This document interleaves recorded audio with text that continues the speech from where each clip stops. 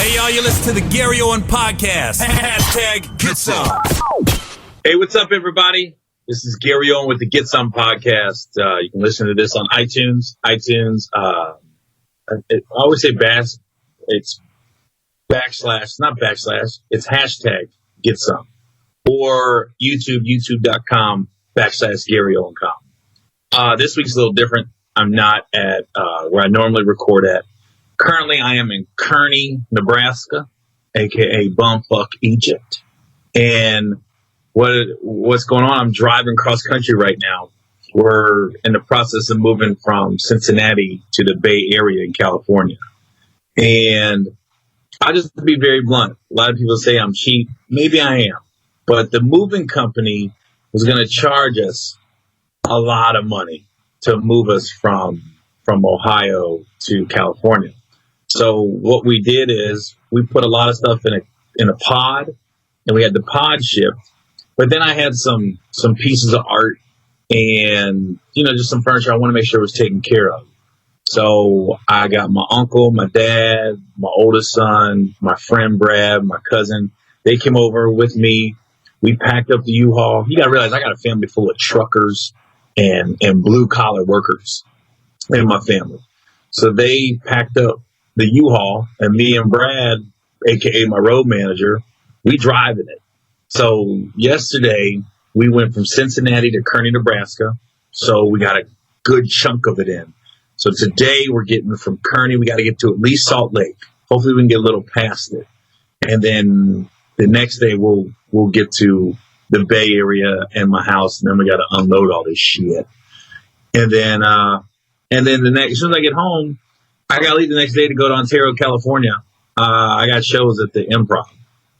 So we're recording this on Tuesday morning. This is going to post Thursday. So by the time this podcast airs, I'll probably already be in Ontario. I've finished the drive. Interesting about the drive is Nebraska and Iowa got some freaky shit going on. There's gas stations called Come and Go. K-U-M and Go. All over. Not 7-Elevens. No. Not Speedways. Come and Go. This thing's got its own water. It's got its own coffee. Come and Go. And then last night we're in Lincoln. And we got dinner in Lincoln, Nebraska. And then we stopped at a gas station. And there was a massage parlor attached to the gas station. Same building. Clearly it aids a massage parlor. I was like, this has got to be the number one stop for truckers right here. So that's what we're doing right now. And Brad, I got to shout this dude out. His Instagram is at Brad Williams 36. I didn't realize what a road dog this dude is. He likes driving. Like, if we drove, okay, so we probably was on the road 14 hours yesterday. Probably 12 of it was driving. Brad drove 10 of it. I drove 2. And why is it the 2 hours I get behind the wheel is the only 2 hours I was tired the whole drive? I was up recording it. We're going to make a highlight video of it. I'm recording everything, and I'm wide awake. And as soon as I get behind the wheel, I got tired. Why is that? You can see I'm tired right now. We're getting a little late start this morning because, one, I want to do the podcast. 2, we had to get some rest. I told Brad, let's leave at 7. And he's like, really? And then he kind of looked at me and said, okay, 9. Because I wanted him to get some sleep. That dude was driving, boy. So look on my Instagram, at Gary Owen Comedy. And I'm going to post it on my YouTube page, too. We're going to make a highlight reel of the whole trip. We're just taking all my Instagram stories and going to splice them together and then make a highlight reel of the trip. So my schedule, let's go with my schedule. October 18th to the 21st, I'm in Ontario, California. That's in the Inland Empire. And we've already added 2 shows. So we got 3 shows Saturday, 2 Sunday. Because the shows are selling like crazy. So I'm excited. It's going to be a fun week. I'm going to be sore as shit. I got to take yoga and a hot bath and cryo and all that when I get to Ontario. I got to find all that shit because my body's going to be so out of whack from this trip. And then next weekend, I'm in Oklahoma City, October 27th with Russell Westbrook at the Tower Theater. And then the first 2 weeks November 1st to the 4th and the 8th to the 11th, I'm at the Houston Improv. And then I'm in New Orleans, November 17th at the Sanger Theater. And the other big dates I got is Cincinnati, Ohio, December 15th at the Taft Theater, and New Year's Eve at the Verizon Theater in Grand Prairie, Texas, which is Dallas. Those are the big dates I got coming up. So, I thought this trip was going to be a celebration because I thought my Bengals pulled that win out against the Steelers. That stadium was fucking rocking when Joe Mixon ran that ball in and the Bengals went up 21-20. I was like, yo! And then I saw the clock. Minute 19, and I looked up and Steelers had 3 timeouts. I go, I've seen this movie. It's literally, it's like watching the Titanic over and over because you think Leo might live. You're like, he might make it, and then fuck, he dies every time. I mean, Ben Roethlisberger has got our number. I've never seen nothing like it. 15-2 is his record at Cincinnati in his career. 13-2 in the regular season, 2-0 in the playoffs. I mean, last year the Bengals went up 17-0, and the Steelers came back. And 2016 the Bengals went up, so I think it was 17-3. Steelers come back. We go up 7-0 here. And then we always respond. I do like this team, though, man. I like this offense because they always respond. It's similar to 2015. They respond. Only bad thing is now Kansas City's this week. Kansas, and it's going to be a shootout.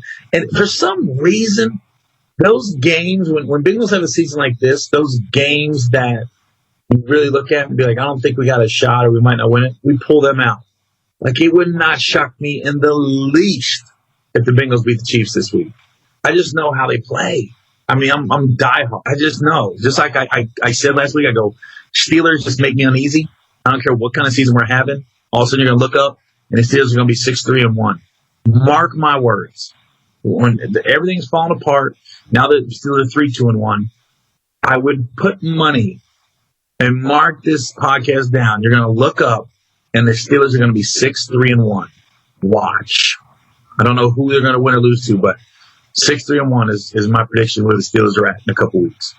And it wouldn't shock me if the Bengals go to Kansas City and beat them.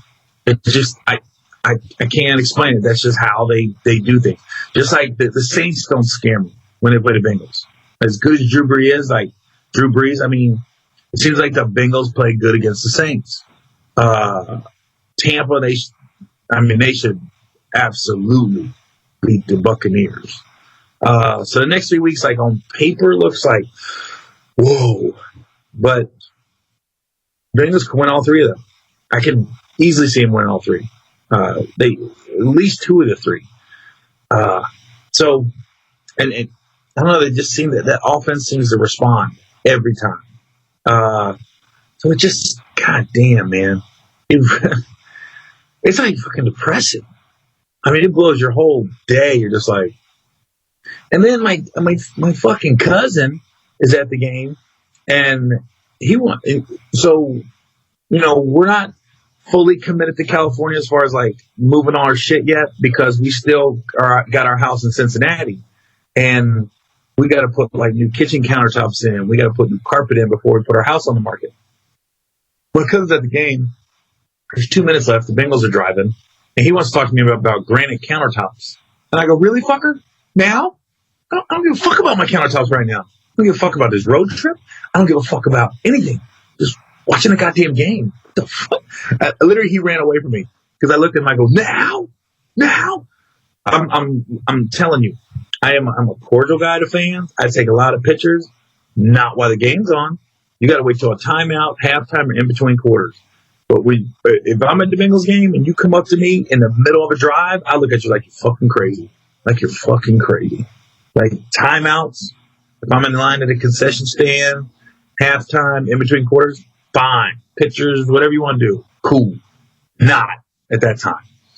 So it's just frustrating. I don't know why. I'm an armchair quarterback. So now that we lost, I got all the excuses in the world. But why? What we should have did better, and what's this? But I went to Andrew Hawkins' page, and he broke down that last play when Antonio Brown caught that pass and ran in. And basically, Ben and Antonio, one or the other, or both, they read the defense, and they read the call. I guess 29, and the Bengals, McCray did this with his helmet, which is like a check down, like I got the inside guy. And when Ben saw that, he was like, okay, this guy go in, Antonio Brown cuts in behind him, and I'm going to hit you. And it was an all-out blitz. There was nobody deep. And I'm like, they basically read the defense.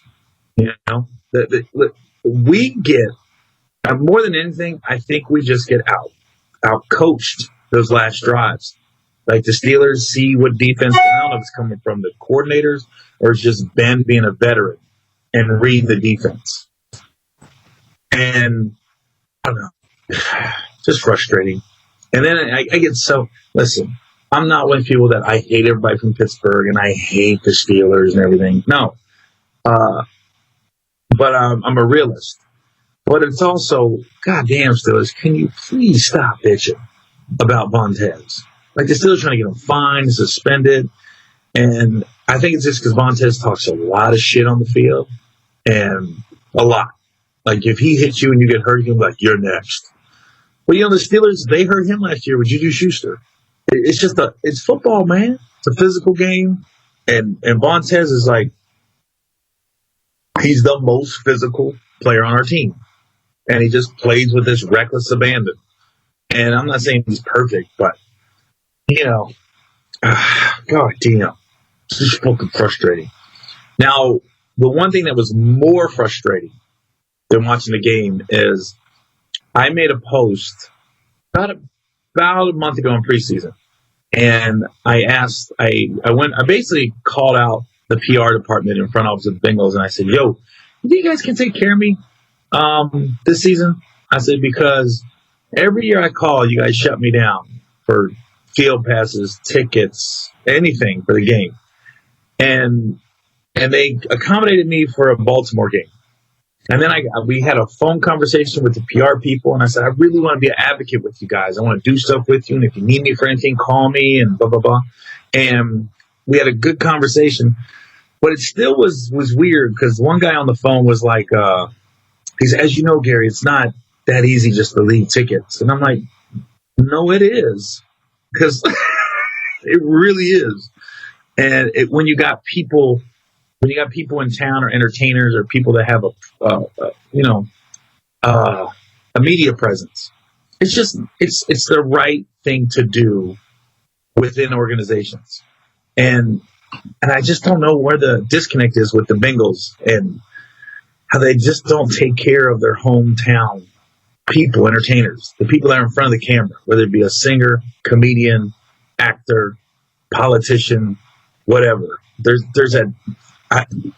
When I talk to other PR people and other on other teams, and they look at me and like, oh, the Bengals, they just kind of roll their eyes because my manager and publicist reached out Thursday, I think, and said, hey, Gary's in town. He doesn't need field passes. He doesn't need parking passes. He just wants to go to the game. He can grab 2 tickets. And they emailed back and was like, game's too popular. We can't do it. And I went, oh. And there's so many fucking empty seats at that game. There's so many empty seats. And I was like, really? Really? And you know, so I did a post, you know, similar to the one I did in preseason. I said, it's just frustrating. I did this post on my Instagram where I said, it's frustrating that I ride for you guys. And I don't know why, you know, you guys don't. It sounds weird when you say take care of me, but, you know, how do I put it into words without coming across as like entitled? Because when I did a post on my Instagram where I said, you know, I ride for you guys, and for you guys to say no, it's just frustrating because I really want to work with you guys and be an advocate and be the face of the organization as far as like when I'm on TV and everything like that. And I just don't know why they're like in the dark ages. And it's funny because I make the post and then most people were like, yeah, you should be taking care of Gary, but there's always those other people. Won't you just go buy tickets like the rest of us? What an entitled prick. Maybe not as big as you think you are. You got to realize this, it's just the right thing to do. Of course I can buy tickets. Of course I can call a player and get tickets. But I have a publicist.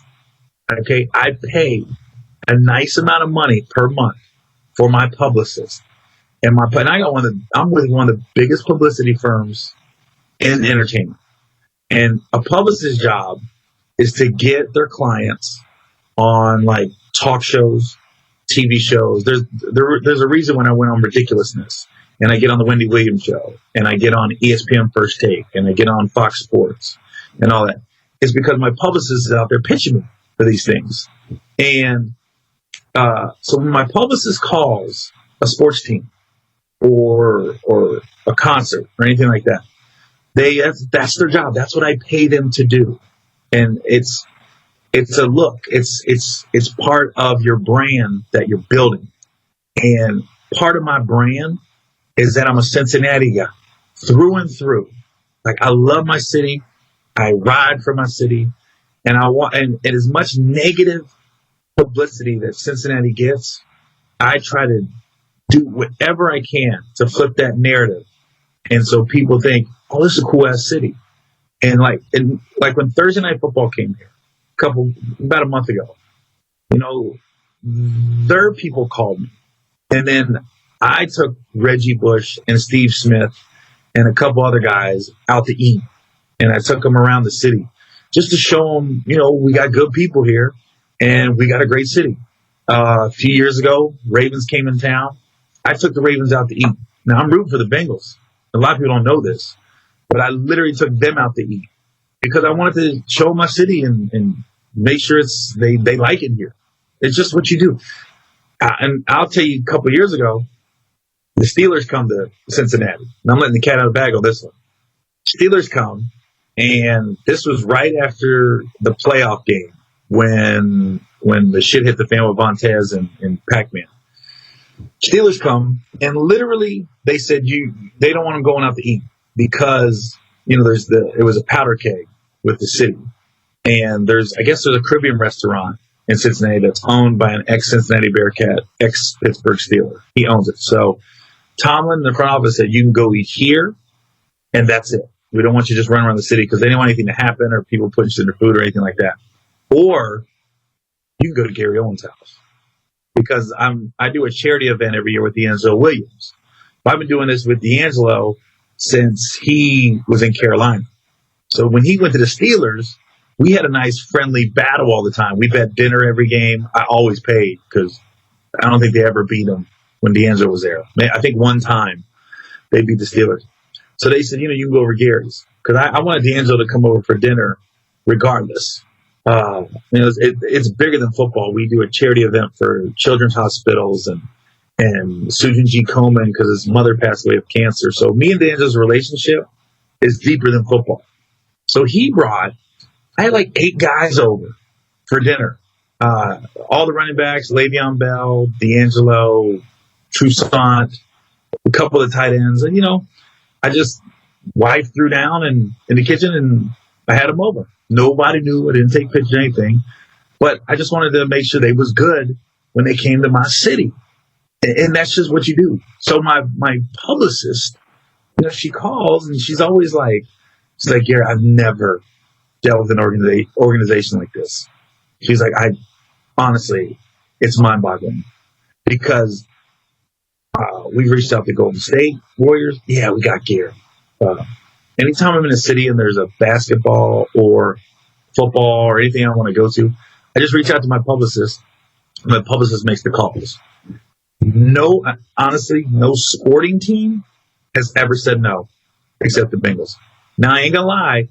I know where I stand within that organization because I've had nosebleeds, but they gave me tickets. And I've been courtside for basketball games.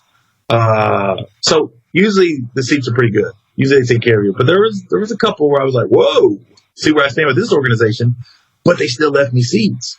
And that's when people say, why don't you just go buy tickets? Yeah, it's not about buying the tickets. It's about the relationship I want with my hometown team. And I thought we were building something here this year. When, because let's just be honest. When you see entertainers on the field before the game, it gets you fired up. It lets you know this is a big game. When you see, no different than when you think of Snoop, you think of the Steelers, you think of the Lakers. When you think of Mark Wahlberg, you think of the Patriots. Hell, he's in the owner's box with Robert Kraft all the time because he has that relationship with him. Just last week, the same week I'm trying to go to the Steeler game, Conor McGregor's in Dallas with Jerry Jones and everything. He has to go. It's just, I would love for the front office to get on board. Because when I went to Atlanta a couple weeks ago, they got Samuel Jackson as one of he's firing up the crowd from the Jumbotron. It's a pre-recorded thing, and just gets them fired up. And I'm like, dude, and not to sound cocky, but I'm a popular motherfucker, especially in Cincinnati. When I walk the streets, hey, Gary. I do the Taft every year. We sell it out. I had to leave doing the Funny Bone because we were doing too many shows. We sold them all out. So I got to move to theaters. So I'm doing the Taft every year now. And I always take care of the guys. When the Bengals call or other people call for tickets, and the same thing can apply. They can just buy tickets like everybody else. That's what you do, man. You take care of those guys because you appreciate the product they put on the field. They provide an entertainment for me. They was an escape. My career, if things ain't going right in my personal life and my professional life, anything, those 3 hours on Sunday, it gives me an escape and a peace of mind. I'm not worried about when's my next movie coming. Am I selling out this week? How are my kids' grades? Nothing. I'm just like football.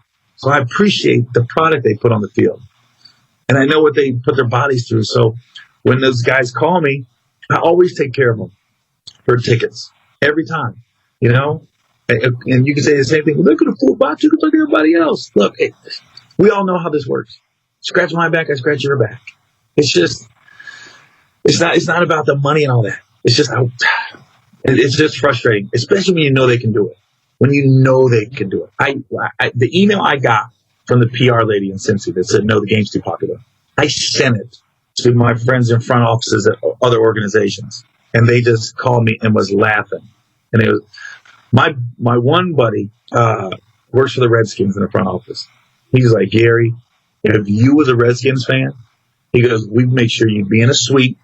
They'd have a celebrity run the team out every week. They lead the team on the field. He goes, we do stuff at the draft where we make sure we bring in celebs, and they once you get to the 4th, 5th round, they read off the name of who that team selected. He said Daniel Snyder, when the Redskins came to LA, he wanted all the entertainers, whether it be a singer, actor, comedian, that are diehard Redskins fans. He wanted to have a dinner with them Saturday night, and then he wanted them to sit in his suite with them Sunday. Just because he appreciates them. When you're in front of the camera and you rep in a city, and that's what think about when we were shooting Think Like a Man. We all had a friendly rivalry within the organization, within each other. Kev's a Philly guy. Jerry Ferrera and Terrence J are New York Giants guys. Michael Ealy's a Redskins guy. Rami doesn't know shit about football. God damn, that dude. he would mess it up. He'd be like, yeah, I'm a Cleveland Steelers fan. No. But as far as us guys, and Will Packer, the producer, he's a diehard Tampa Bay Buccaneers guy.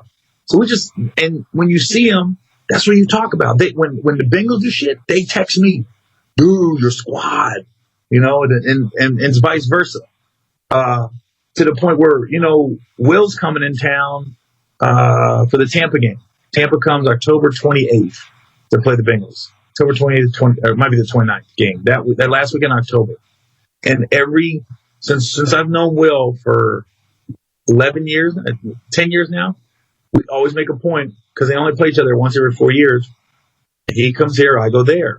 So 4 years ago, I went to Tampa, went to the game, and the Buccaneers left us field passes, and we sat in the suite, and they just really took care of us. And we told them what was up. And then now this year, Will's coming to Cincy. I mean, the PR lady said, yeah, we'll take care of this game, but who knows at this point, because I called him out. But I got other outlets to get tickets. But, it's just, Will's one of the most powerful guys in Hollywood. And I really just want to show him my city and show how my organization takes care of people. That's just what you do. That's just proper protocol for people that rep your shit in front of the camera. So when those people say, just buy your tickets like everybody else, I'm like, you realize I pay a lot for a publicist. That's their job, is to put me in places that build my brand. And my brand, I want to be Cincinnati. And I want it to be like part of the Bengals. You think of me like, that's the diehard Bengal fan right there. That's the dude. And I just don't know where the disconnect is between the PR department and this. And I did hear, it's not like every organization is perfect, because I heard a story about Whitney Houston, and it's come from a reliable source. I'm not going to call the organization out or who I heard the story from, but I know Whitney Houston years ago wanted to go to a game, and the team said, nah, she can afford it. She can buy tickets like everybody else. This is Whitney Houston. So at least when people say you can just buy tickets, it's not just me. So Whitney wanted to come to a football game, and the organization said she can just I don't want to say the organization. Somebody within that organization said she can afford tickets. She can buy them like everybody else. Well, ownership got wind of what this PR person said, and they was like, oh no, Whitney's getting taken care of. So Whitney gets to the game. They put her in a suite. Then they called and asked during the game, can we put her on the Jumbotron? And Whitney was like, no, because that was like their comeback. Like, nope, you're a PR person. Fuck this up. And just imagine if you're at the game and you see Whitney Houston on the Jumbotron. It just gets you fired up. It lets you know, hey, she's here looking at our team and our squad. It's funny because I'm going through this shit with the Bengals, and then I get on Marlon Wayne's page, and he's in Atlanta, and the Falcons put him in a suite and took care of him. He's shooting a movie out there right now for Netflix. And I was like, not even a Falcons fan. It's proper protocol. It's just what you do. It's just the right thing to do is what it is. And when you know it can be done, and you're just basically saying, nah, we're good. I'm like, it's mind-boggling to me. So it's funny how, and I what's great about it, I had a couple people really go in on me on Twitter, and when I saw they were like season ticket holders and diehard fans, I started DMing them, and we had a good conversation between us. I'm talking about a couple guys that were just like entitled million. Some people went to the lengths of looking me up and looking at my net worth to say, woo, entitled millionaire, can't just buy tickets like everybody else. I'm like, listen, I didn't bring up how much money I made. And it's not about the money or anything else. It's just, I want that relationship with the front office. And I want them to know they can call me if they need anything. And they have. That's the thing. Like a couple years ago, about a year and a half ago, Marvin Lewis secretaries called me, and Marvin was having a charity roast, and they wanted me to help him write jokes. And I said, yeah, I'll help you. So I met with them for lunch. I came into the stadium. I think we met 2 or 3 times, and I helped them write their set out for the roast. And they killed. They did good at the roast. I felt like a proud dad. And it was crazy because I called those same secretaries for one game last year. It was a Texans game. And they said no. They said, oh, we can't. We already gave her tickets out or something. I went, wow. I never called them again. And I still went to the game and got in a suite. And Ocho took care of me, Ocho Cinco, because it was like the Bengals were celebrating 50 years as an organization last year. And every week they were celebrating people from the past. So, Ocho reached out to me. I didn't reach out to him. He was like, he saw me at the game. I was like, man, come sit in the suite with us. I was like, okay. So I went up there and hung out with him. But it was just crazy how I was like, hey, I didn't ask for no money. I didn't ask for nothing. I just thought, oh, okay, now I have a contact if I want to go to a game. because I don't like bothering the players too much, because I know 90% of guys on the team I could call and they would take care of me. But I know they only get a certain amount of tickets. I know you got friends and family, and I don't like. And they're worried about the game. I don't want to focus on make sure I leave Gary tickets. So I don't try to bother players too much. That's why I want just the relationship. And here's the thing: for me buying tickets, a lot of times I find out last minute that I can make a game. Like I hope I can, but if I add a show, perfect example. If I'm at a comedy club Thursday, Friday, Saturday, come Sunday, I might sell out a weekend. They'd be like, you want to do Sunday shows? I might say, yeah. Or sometimes we'll just add them Saturday. So a lot of times I don't know to the last minute if I can make the game. So when people, so the Bengals PR department was like, it's too late in the week. I think we contacted them Thursday or Friday when I realized, I can make it to leave tickets. I was like, there were so many empty seats. Yeah. It's just the right thing to do. It's just the right thing to do. And it was weird, and I don't want to bring race into it, but I will. It was only white people that was making the comments, just buy them, entitled motherfucker, first world problems, things like that. I was just like, but here's the thing. For them to say, just buy them like everybody else, I'm like, well, why don't you pay a publicist? Just pay a publicist. Like everybody else. It's the right thing to do for somebody that rips your team so hard. I mean, ESPN calls me, and I do stuff on ESPN for the Bengals. The day that we got the email that said we can't take care of him for the game, I go on Fox Sports for like 20 minutes to talk about the Bengals. And it took everything in me not to say anything. And then Saturday, I just was like, I did some on my Instagram because I just couldn't contain it. But I was just like, dude, it's just the right thing. Especially when I know people in other front offices. I know people that work for other teams in the PR department and everything. And they're like, dude, they can totally take care of you. I don't know. The bad part about it was people in the Pittsburgh organization reached out and offered me tickets. I said no. But it was still the fact that they tried to throw salt on the wound. I'm sure if I would have taken them. But the Pittsburgh goddamn Steelers front office reached out. Gary, we got you. If you want to go. And I don't want to hear this. There's a difference between road field passes, road tickets, and home tickets. Because the Steelers, they offered to take care of me at home too. I'm not going to say who, but somebody in the organization did. I was like, can't do it, bro.